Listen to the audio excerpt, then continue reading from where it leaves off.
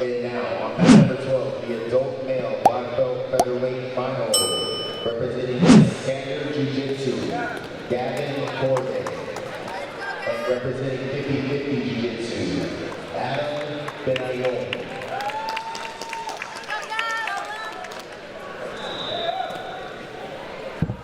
All right, immediate double guard pull here. Adam Benayoun chooses to come up on top, so we have an advantage to start us off.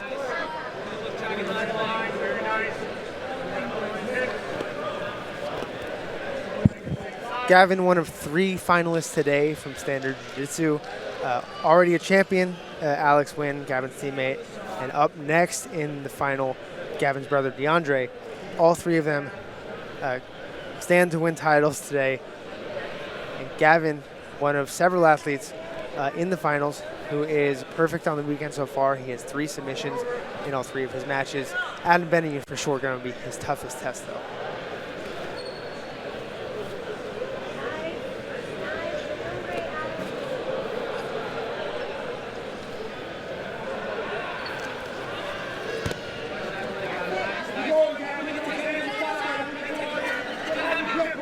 Interesting approach here from Adam Benayoun. We hear Corbe's corner telling him he cannot pause here. He can't stay here. He needs to keep working for his game.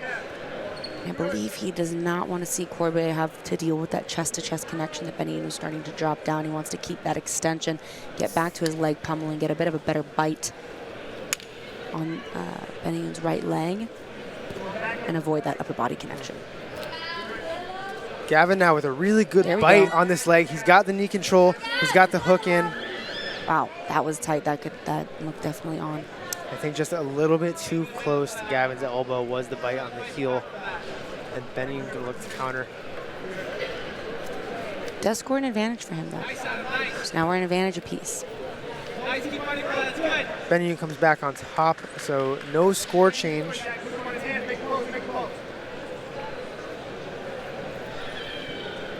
But Gavin, once again, going to look to manipulate the leg across the center. Now a deeper position here. Looks like he's going to enter the saddle.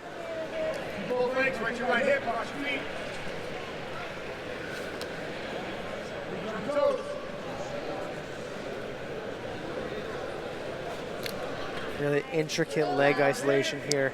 Now this is a pretty deep bite for Corbe. Flowing in through different leg lock options. Yeah, it looked like a bit of a knee bar there for a moment. He was very high up on the hamstring, so that's when you can really get that cranking power. You have to be very close, like hip to hip. And that's what happens when these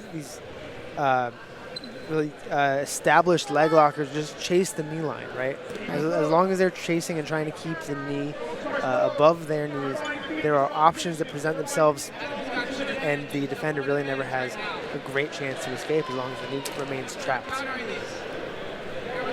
Yeah, it can be a game. You know, a lot of times with these really good intricate leg lockers, similar to other positions as well, like when you're attacking the back and so forth, if you're able to chain things together nonstop the way that Corbe was, it can feel like just a losing game. You know, you're escaping, but they're inching closer and closer to the finish, and you get 1 second behind, and then the submission comes on. Then we go from this kind of leg lock back and forth now to this 50-50 back take position and right back into the... Benayoun looking at his own heel there for a moment, but again, that can be a game of chicken sometimes. If I attack your leg, that means mine's open too.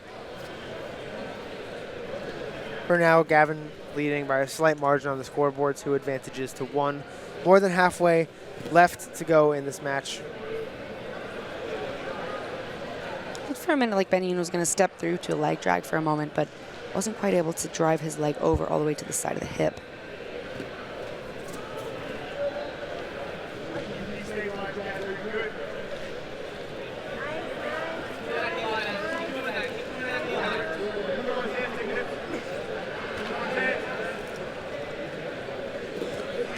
Corbe using this 50-50 back take entry or back take position to off balance Benayoun. Looked like he might come up on a sweep for a moment, but opted to drop back and look for a sharper entry on the legs instead. Corbe really not insisting on much in this match. He's allowing Benayoun to try and escape and just guiding him in different directions, right?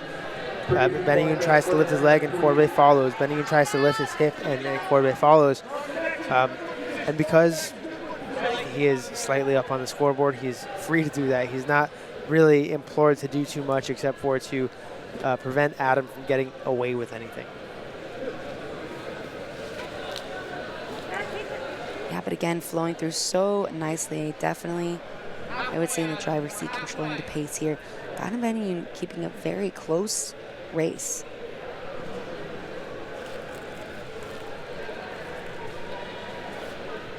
Now, interesting, Adam's right leg. Many people in this position will opt to extract their right leg out and post it on the mat in order to create a better base, but he actually put his leg back in, it looked like, to open more space in between the hamstrings and core base, so that as to avoid maybe a tighter lock. Now, in a bit of a toe hold grip, without real control over the leg, though, it's hard to imagine there's much torque on this. And the referees seem to agree with you there, Kendall. No advantage for that toe hold for Benayoun. Corbe is really relentless here with this control and these attacks on Benayoun's right leg. But now, if Adam could bring his right leg back as he's trying to do, his goal would be to put the right knee on the ground and go into a leg drag and start to pass from there rather than and free that danger of his right leg. But again, Corbe is able to switch it back over to the other side, his preferred side.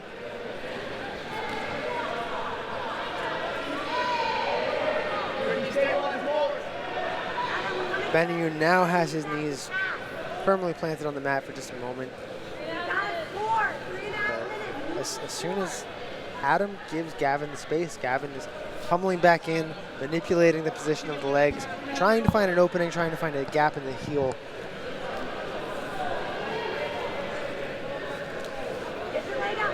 And really, as I mentioned, just not glued to any one particular attack, just allowing Adam to keep digging himself deeper and deeper.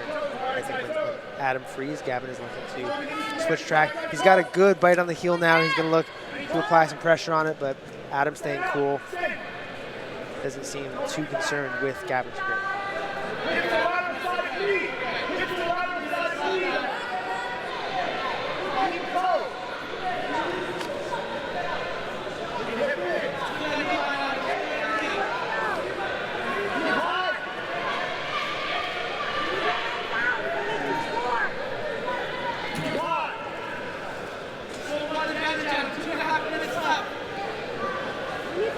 Fully upside down and rolling all the way through his Corbe.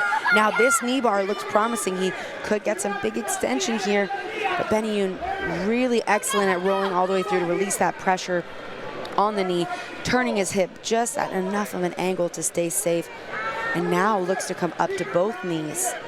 It was a big effort from Adam to try and find some back exposure off of Gavin. And in doing so, in trying to find the back exposure, Adam left his knee wide open. Gavin attacked.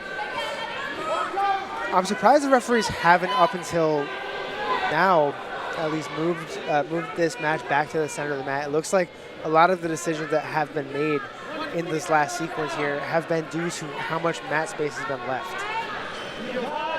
Yeah, it can definitely be a tricky situation to reset as it is such a dynamic position, but it is interesting to see the way that the athletes are choosing to move, rotate, and things of that nature in order to avoid going out of bounds. Gavin now perhaps looking to abandon the leg to come up to the back, but as soon as Adam answers that call, Gavin in on a new one.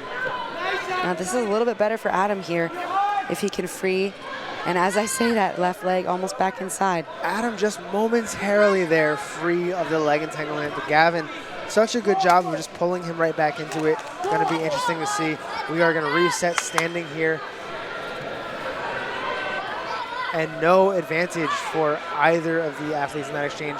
Now, this is interesting because Adam, who's been on the back foot for most of this match, finally gets the equalizing advantage. The score is dead even after several minutes of work here by Gavin Corbe.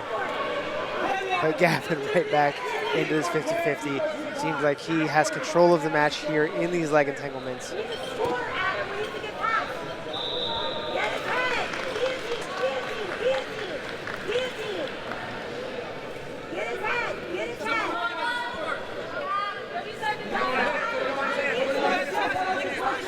Yeah, so 25 seconds left. This is a big moment in our match since we just have evened the scoreboard.